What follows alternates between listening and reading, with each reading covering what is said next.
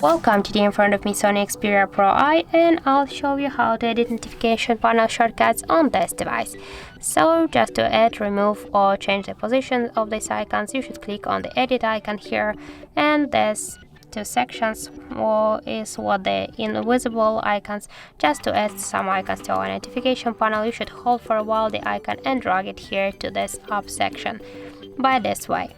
And then just to set the changes, you should go back and you will see here two more icons that we just added a second ago here. To remove the icons from the notification panel, but it's the same way, hold for a while and drag it here to this down section. And if you want to change the position of the icons, hold for a while and drag it by this way, and then just go back and you will see here all these changes. So that's it. Thank you for watching, and if you find this video helpful, don't forget to leave a like, comment and to subscribe our channel.